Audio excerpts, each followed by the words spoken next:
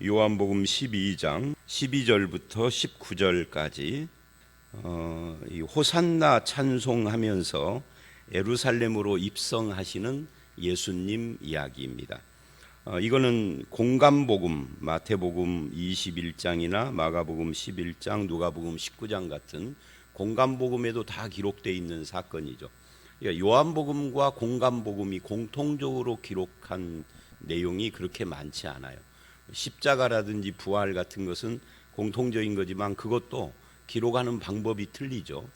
그런데 이제 이 호산나 찬송하면서 예루살렘 입성, 이것이 몇 안 되는 그 공통적인 기록인데 공감복음의 기록보다 좀 분량이 많이 적습니다.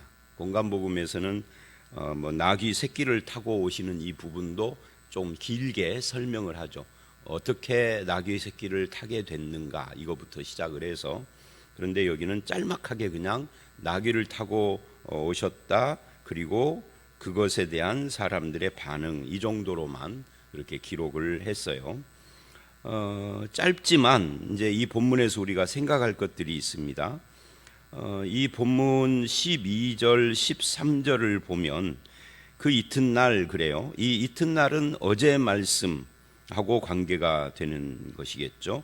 그리고 명절에 온 큰 무리, 이 명절에 왔다 하는 이 표현은 얼마 전에도 말한 것처럼 유대인들은 남자를 중심으로 해서 명절, 1년에 한 3번 정도 되는 이 명절에는 반드시 한 번은 예루살렘 성전에 가서 하나님을 배워야 한다, 뭐 이런 것이 있어서 그 명절입니다. 초막절도 포함되고 이제 6월절입니다. 이 명절은. 근데 이때 그냥 단순히 유대에 있는 사람들, 이스라엘 사람들만 그러는 것이 아니라 이 땅 밖에 있는 사람들, 디아스포라라고 하죠.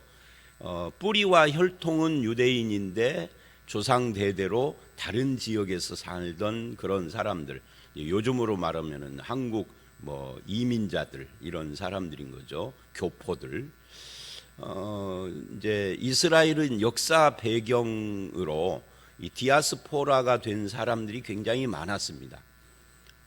예를 들어서 아수르에게 멸망하는 북왕국 이스라엘의 후예들이 있을 수도 있고, 바벨론에게 멸망한 남왕국 유다의 후예들은 말할 필요도 없는 거고, 북왕국의 후예들은 어떻게 됐는지 정확하지가 않아요. 근데 남왕국이 바벨론에게 멸망한 그 후예들은 이렇게 다시 돌아오기도 하고 바벨론 지역에 남아 있기도 하고, 그들의 후예들이 지금까지도 페르시아 지역에 그대로 살고 있는 사람들이 있고, 심지어 중국에도 유대인들의 후손이 살고 있어서 공동체를 형성하고 있다고 그러죠.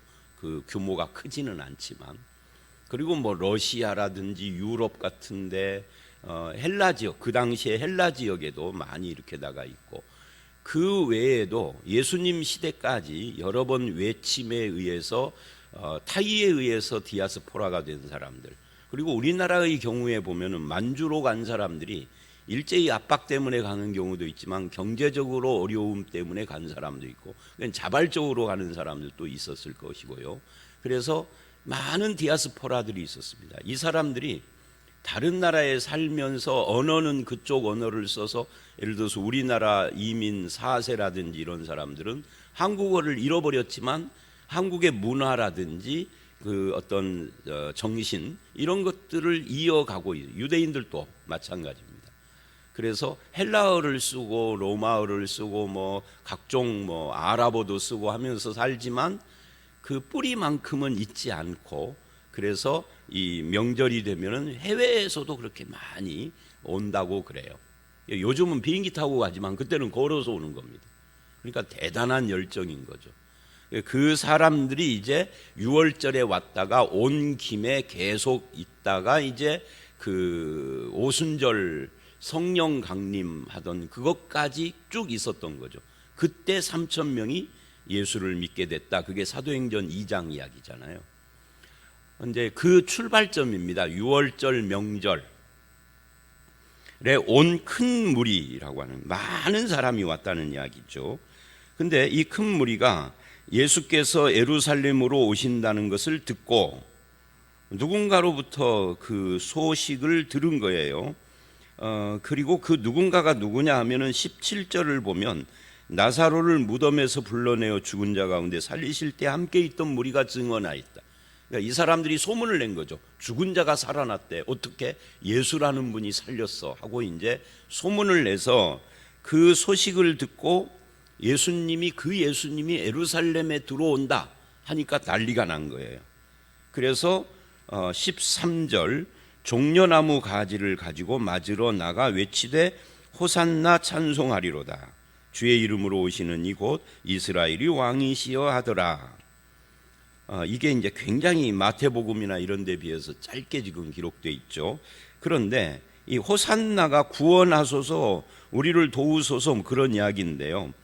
이 찬송하는 이것이 오해에서 나온 찬송입니다. 종려나무 가지가 왕의 입성, 장군들의 그 승전하고 돌아오는 장군들의 입성, 이런 것들하고 관계되는 건데요. 왜 이게 오해된 거냐면 이 사람들은 예수님이 누구신지를 전혀 모릅니다. 그냥 소문으로 죽은 자가 살아났대. 이제 그 소문에서 이어져서 바다 위를 걸었대, 무슨 소경의 눈을 뜨게 했대, 안전뱅이를 이런 이야기들이 막 주로 기적을 중심으로 해서 돌았겠죠. 예수님이 가르치는 가르침의 내용이 소문으로 돌지는 않았을 것이 분명합니다. 그래서 이들이 이제 오해를 한 거예요. 어떻게 오해를 했느냐면 예수 그리스도가 왕이다라고. 이스라엘의 왕이죠. 근데 예수님은 왕인데 이들이 생각하는 그 왕이 아닌 거죠. 그러니까 이들이 생각하는 이 예수님, 즉 메시아는 어떤 메시아냐면 정복하는 메시아, 정복자입니다. 그러니까 심판하는 메시아죠. 어떤 심판이요? 유대인들, 이스라엘을 빼놓고 온 세상을 심판하는. 그러니까 그게 정복의 개념입니다. 특히 여기서는 로마를 무찌르고 이스라엘을 해방하고 자기 민족을 세상의 가장 높은 자리에 올리시는 1등 국민을 만드는 그런 정복자 메시아. 그러니까 세상적인 왕을 지금 이야기를 하는 겁니다. 근데 그게 완전히 오해된 거죠. 그래서 이제 호산나 하고 구원하소서, 이 구원은 저와 여러분이 생각하고 믿고 있는 그 구원이 아니에요. 구원이라고 해서 다 같은 개념을 갖고 있는 게 아닙니다. 단어를 같이 쓴다고 그래서 예수를 누군지 모르면서 왕이라고 생각을 하고 정복자가 오신다. 우리 민족을 1등 국민으로 만들 그런 장군 같은 이 군사적 메시아가 오신다. 이렇게 생각을 하고 잔뜩 기대가 부풀어서 예수님을 지금 영접하고 있는 겁니다. 그런데 이제 이것을 예수님이 어떻게 반응을 하느냐 하면은 14절 한 어린 나귀를 보고 타시니, 여기는 보고 타시니 이랬습니다만 이 공간복음에 보면은 어린 나귀를 끌고 와라 하고 제자들을 보내셨죠. 여기는 다 생략하고 지금 핵심만 말을 한 겁니다.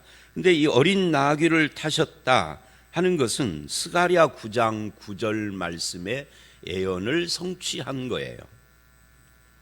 근데 15절이 그걸 설명을 합니다. 이는 왜 어린 나귀를 탔는가예요. 기록된 바, 이 기록된 바 하는 것은 시편 118편을 또 인용한 겁니다. 시온 따라 두려워 말라, 보라 너의 왕이 나귀 새끼를 타고 오신다 함과 같더라. 자, 그런데 나귀를 타고 온 것이 구약 성경에 근거한 거다. 이게 메시아의 모습이다 라고 지금 예수님의 반응을 요한이 기록을 한 거예요. 근데 왜 하필이면 나귀인가예요. 사실은 정복자는 또는 위험 있는 왕이 입성을 한다면 그럼 뭐를 타야 하는 겁니까? 말을 타야 합니다. 말, 건장한 말이죠. 그래야 위험이 있어요. 그리고 예수님은 외모가 어떻든지 간에 성인 남성입니다. 그리고 우리 동양인들과는 좀 달라서 체형도 우리보다는 좀 클 거예요. 그런데 그런 분이 나귀를 탄다. 이게 마치 가 쓰고 구두 신은 것 같은 거예요. 그러니까 어울리지 않는 거죠. 그러니까 우스꽝스럽죠. 어떻게 보면은, 어떻게 보느냐에 따라 달라지지만 일단 나귀를 탔다는 것은 위험하고는 거리가 좀 먼 거예요. 이제 저들은 정복자 또는 왕 이렇게 생각을 하고 호산나 찬송을 하는데 막상 예수님은 정복자 같은 모습이 아닌 거예요. 그래서 나귀를 탔다는 것은 겸손한 모습이기도 하고, 그리고 평화를 상징하는, 말을 타야 정복을 하는 거지 나귀 타고 전쟁을 어떻게 해요? 그 말도 안 되는 이야기죠. 그냥 픽 쓰러질 건데. 그래서 이거는 이 백성들의 기대하고 완전히 어긋난 그런 모습입니다. 정복자의 이미지가 하나도 없는. 자, 여기서 예수님이 보여주는 메시아와 백성들이 기대하고 있는 메시아관이 차이가 있다. 차이 정도가 아니라 완전히 다르다 하는 것을 보여줍니다. 이 종려나무 가지를 든 이스라엘은 마치 예수님이 오신 이때로부터 약 100년 전쯤에 마카비라고 하는 사람이 이스라엘을 헬라에서 해방시키고 헬라군을 무찌르고 예루살렘에 입성할 때 그때 백성들이 종려나무 가지를 흔들었던 것 같은 그런 기분으로 종려를 흔들면서 정복자, 마카비 같은 그런 해방자가 오는구나 라고 기대를 했었을 텐데, 그런데 예수님의 모습을 보니 이게 뭐야? 말도 안 탔네. 나귀도 어미 나귀도 아니고 어린 새끼 나귀를 탔어요. 그러니 나귀를 타도 초라한 건데 새끼를 탔으니까 이게 무슨 어린 애들 병정놀이 하는 건가? 아주 이상한 모습인 거예요. 평화를 이야기를 하는 거죠. 너희들의 기대와 다른 메시아다를 이렇게 퍼포먼스로 보여주고 있는 것입니다. 그러니까 인간의 기대와 다른 예수님, 한마디로 말하면 그런 겁니다. 이게 사실은 오늘날도 마찬가지입니다. 저와 여러분이 기대하는 예수님이 성경이 말씀하는 바로 그 예수님인가는 신중하게 생각을 해봐야 돼요. 뭐 유명한 사람이 무슨 말을 했다고 그래도 성경이 말하는 예수가 아니면 아닌 거죠. 그래서 예수님이 이제 어린 나귀를 타고 평화의 왕으로 들어오시고 겸손한 메시아로 들어오시고, 결국은 이 모습이 어디로 연결돼요? 우리 죄를 위하여 십자가를 짊어지시는 그런 예수님으로 연결이 되는 겁니다. 정복과 심판은 언제 한다고요? 우리가 어제 그제도 이런 말씀을 했었잖아요. 정복과 심판은 초림 때 하는 것이 아니라 재림 때 한다고. 그래서 이제 구약이 말하는 메시아는 초림 재림을 뭉뚱그려 가지고 하나의 덩어리로 제시를 했지만, 예수님이 오신 시대의 메시아는 초림과 재림은 시간 차이를 가지고 분리되어 있는 거죠. 물론 어떤 연결이 되지만 그러나 시간 차이가 있는 거죠. 그래서 정복은, 심판은 언제 하느냐? 재림 때. 그러면 재림 이전의 초림 시대, 우리는 지금 초림 시대를 살고 있습니다. 2000년이 지났지만 앞으로 2000년이 더 지난다 해도 우리는 초림 시대에 살고 있는 거예요. 이 초림과 재림, 이걸 쭉 연결해서 이 시대를 말세라고 하는 겁니다. 우리는 말세를 살고 있는 거예요. 초림으로 시작된, 그리고 말세를 다른 말로 하면 하나님 나라의 삶을 살고 있는 겁니다. 믿는 자는, 안 믿는 자는 뭐 하나님 나라와 상관이 없지만. 그래서 고린도후서 6장 1, 2절은 바울이 이런 말을 해요. 이 정복과 심판은 재림 때라는 것을 분명히 하고, 바울이 뭐라고 그러냐면, 그럼 지금은 뭐냐? 지금은 구원의 때, 은혜 받을 날이다. 구원의 날, 은혜의 때다 라고 말을 합니다. 그럼 성도는 누굽니까? 구원과 은혜의 때에 구원받은 자들이죠. 그래서 내가 받은 구원을 증거하는 자들이죠. 근데 예수 믿은 사람들이 자꾸만 초림의 예수님으로 말미암아 얻은 구원과 은혜를 증거하지 않고 심판을 증거하려고 그래요. 심판은 하나님이 하시는 거고, 우리는 심판의 증거가 아니라 구원의 증거자, 은혜의 증거자, 예수 증거자입니다. 근데 그냥 심판에다가 초점을 맞추고 심판만 말하려고 하는데, 물론 예수를 안 믿으면은 결국은 결과적으로는 심판을 받죠. 근데 그것도 하나님이 하시는 것이지 우리의 몫이 아니에요.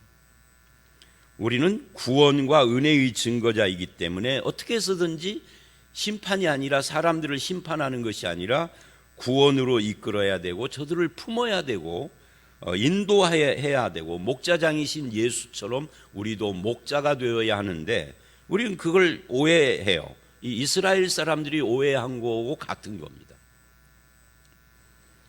그러면서 이 15절을 보면 이렇게 말을 합니다. 이는 기록된 바 시온 따라 두려워하지 말라. 두려워하지 말라. 왜 두려워하지 말라 그래요? 너의 왕이 말 타고 오신다 하면은 두려울 텐데, 말을 탔으니까 뭔가 뭘 무찌르려고 오는 거잖아요. 근데 낙이 새끼를 타고 오는데 뭘 두려워해요? 지금 이제 누군가가 온단 말이죠. 근데 말을 타고 갑옷 입고 칼 차고 창 들고 오면은 다 두려워해야 되죠. 누군가를 죽이려고 오는 거니까. 근데 문이 쫙 열리고 등장했는데 낙이 새끼 조그마한 거 타고 오셨어. 칼도 없어. 군사도 아무도 없어. 혼자. 옆에 12제자라고 오는데 보니까 어부들이야. 두려워하지 말아라. 심판하려고 온 것이 아니다.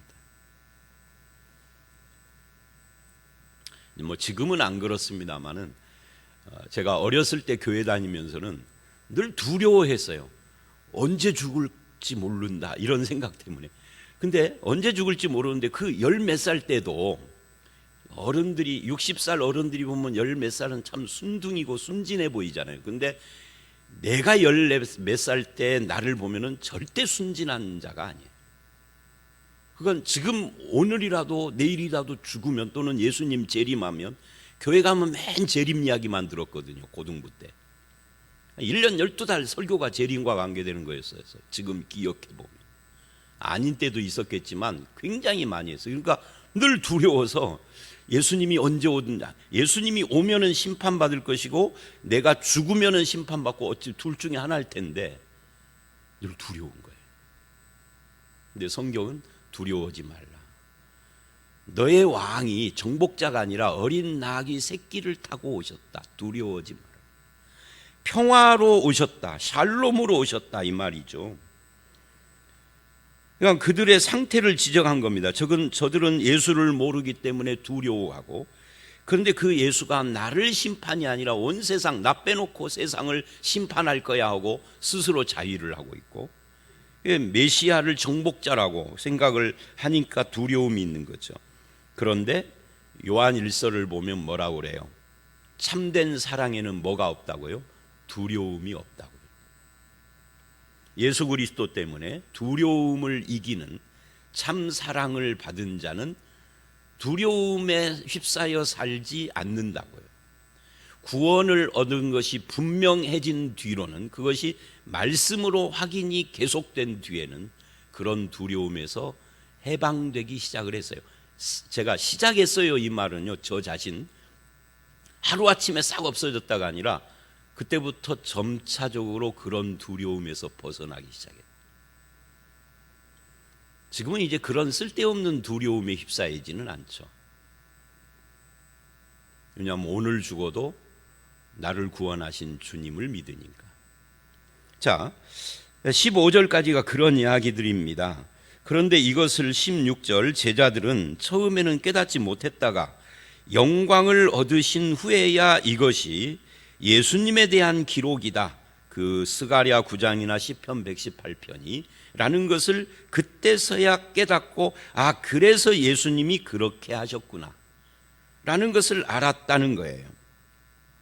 근데 여기서 아주 중요한 표현이 또 하나 등장을 합니다. 그 중요한 표현이 뭐냐면, 깨닫지 못하다가 생각났다 하는 이것도 중요하지만, 그게 영광을 얻으신 후에 그랬다라는 거예요. 그러니까 이 영광을 얻었다라는 것이 뭐냐면, 예수님이 십자가를 지시는 거예요. 물론 십자가만으로 끝나는 건 아니죠. 십자가, 부활, 승천, 성령 오심, 요걸 이제 구속사 십자가의 이 클라이막스라고 부르는데, 이 십자가 부활 승천 성령 오심이 하나의 덩어리거든요. 예수님이 십자가를 진 것이 한 번인 것처럼 부활도 한 번 하는 거고, 승천하여 왕이 되는 것 한 번 하는 거고, 오순절 성령을 보내는 것도 한 번 하는 거예요. 이걸 단회성이라고 그러는데, 이 단회성의 반대는 뭐예요? 반복이잖아요. 계속 또 오고 또 오고. 그러면 성령이 또 오고 또 오고 또 오고 또 오고 한다면 십자가를 또 지고 또 지고 또 지고 부활 또 오고 또 오고 또 해야 해요. 이게 하나의 덩어리이기 때문에. 근데 그렇게 십자가는 한 번이라고 하면서 성령은 또 오고 또 오고 또 오고 한다라고 주장하는 분들이 굉장히 많아요. 그렇지 않죠. 오신 성령은, 2000년 전 오순절에 오신 성령은 지금도 우리 가운데서 활동하고 우리 속에 계시죠. 자, 어쨌든 그건 신학자들의 논쟁이고요. 이게 하나의 덩어리인데 그것을 영광이라고 한다. 그 시작이 십자가부터인데, 십자가에 죽는 걸 요한복음은 영광이라는 표현을 몇 번 해요. 여기서만 하는 게 아니에요. 예수님이 17장에 십자가를 지기 직전에 기도를 하시는데 거기서도 영광이라고 그래요. 그러니까 십자가의 죽음이 영광이다. 이게 우리 인간으로는 잘 생각이 안 되죠. 어떻게 그럴 수가 있을까? 그런데 예수님은 당신이 오신 목적과 관계해서 이걸 영광이라고 하는 겁니다. 예수님은 영광조차도 우리의 구원과 연결해서 지금 그렇게 생각을 하는 거죠. 그런데 이것을 몰랐다가 알았다, 깨닫지 못했다가 깨달았다라고 그렇게 표현을 하는 겁니다. 제가 그 매일 성경에 기록한 것을 제가 묵상하고 기록한 것을 이렇게 떠들어 보니까 2001년 3월 20일 날 제가 이 교회에 부임을 했어요. 2021이 아니라 2001년 3월 21일 날. 그러니까 21년 이제 21년 지나고 3월 달 지나면 22년째 들어가는 거겠죠. 근데 그때 이 본문을 묵상했었습니다. 그리고 거기에다가 뭐라고 기록을 했어요. 주님의 겸손과 이런 것을 본받아 어쩌고 저쩌고 목회를 그렇게 적용을 한 것이 있는데요. 이 본문을 보면서 우리가 예수를 따르는 자라면 우리도 우리의 영광이 무엇인지, 그리고 어떤 마음과 태도와 성품을 가지고 인생을 살 것인지를 분명히 합니다. 그리고 그 출발점이 뭐예요?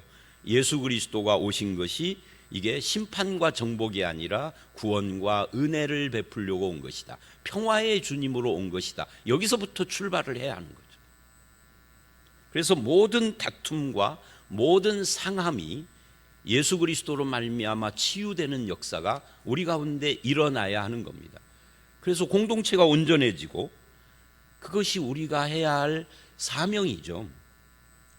자, 그리고 이제 17절 18절 나사로가 무덤에서 나온 것을 본 사람들이 이것을 증언을 했고 이에 무리가 예수를 맞게 됐는데, 그게 12절서부터 16절까지의 이야기의 배경인데, 이 표적 행하심을 들었음이라, 이건 이제 나사로를 살리신 것입니다. 그런데 이제 그건 아까 설명을 했으니까 19절에 오늘 본문의 마무리가 이렇게 됩니다. 이게 이제 문제점이죠. 바리새인들이 서로 말하되 볼지어다 너희의 하는 일이 쓸데없다. 너희가 하는 일이 쓸데없다. 그 하는 일이 뭐죠? 예수를 잡아 죽이려고 하는 거죠.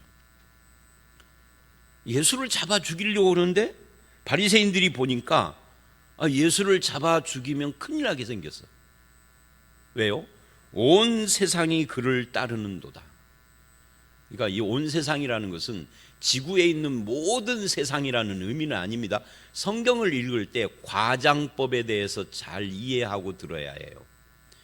한 사람도 예외 없이 이런 뜻이 아닙니다. 모든이라고 쓸 때 그 모든이 인류 전체 이런 뜻이 아닌 거예요. 많은이라는 뜻이죠. 이 온 세상도 마찬가지입니다.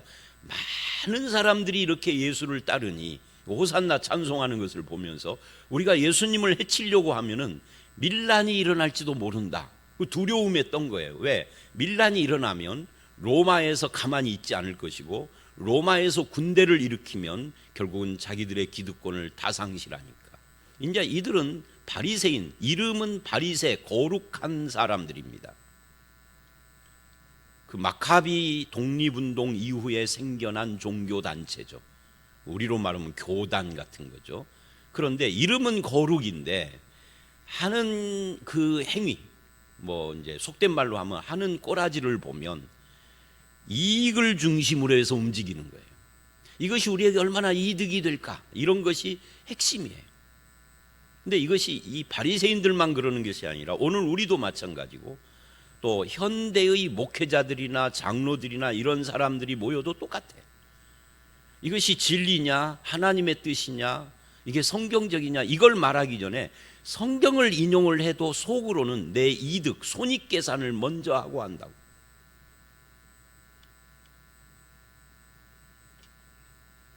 이게 참 문제가 심각한 거죠. 이들이 지금 그러고 있습니다. 온 세상이 그를 따른다. 우리가 할 일, 즉 예수를 죽이려고 하는 것이 쓸데없다. 이거 그러다가 큰일 나겠다라고 합니다.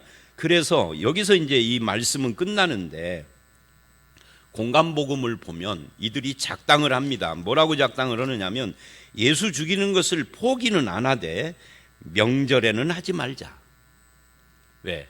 명절에 디아스포라까지 해서 유대인들이 이렇게 많이 모인 데서 하면은 우리 음모가 다 드러나고 이게 이제 우리가 완전히 반발을 사가지고 우리에게 불이익이 오니까 명절에는 하지 말자라고 결론을 내립니다. 근데 여러분 얼마 전에도 제가 그 말을 했죠. 명절이 6월절인데 6월절에 십자가를 지지 않은 6월절에 돌아가시지 않은 그리스도는 가짜입니다. 그러니까 이게 간단한 기록이 아니에요.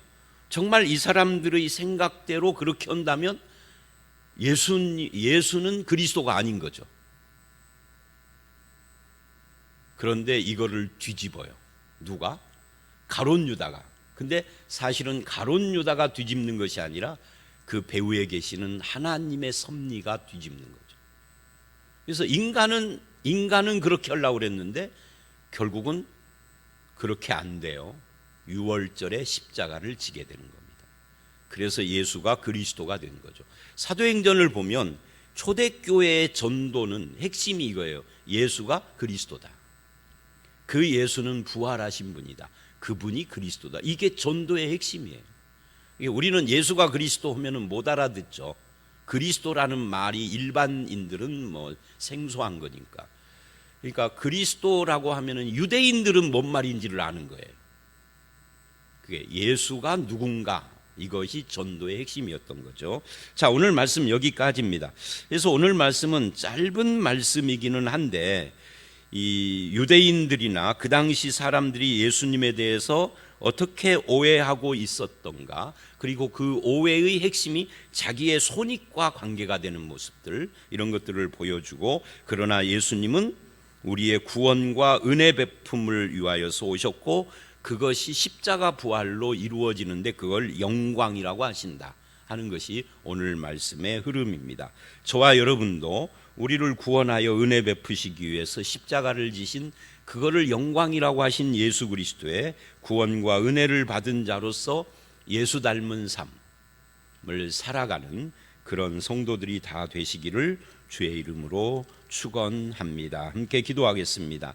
하나님, 큰 무리는 예수를 맞이하여 호산나를 외치고 왕을 영접하듯 종려나무 가지를 흔들었지만 예수님께서는 오히려 어린 나귀 새끼를 타고 정복자가 아니라 평화의 왕으로, 구원과 은혜를 베푸는 왕으로, 그리고 십자가를 영광이라고 생각하는 구원자로 오셨음을 봤습니다. 바리새인들은 자기들의 손익으로 오해를 하는 예수님이지만 예수님은 그럼에도 불구하고 죄인을 구원하신 그런 우리의 주님이신 것을 믿습니다. 우리가 예수로 말미암아 얻은 이 구원과 은혜 때문에 우리의 삶 속에서도 구원의 증거자, 은혜의 증거자, 예수가 그리스도이심을 증거하는 그런 삶을 살아가는 성도들이 다 되게 하여 주시옵소서. 오늘 이 하루도 구원의 주님, 은혜 베푸시는 주님과 동행하는 하루 되기를 원하옵고 예수님 이름으로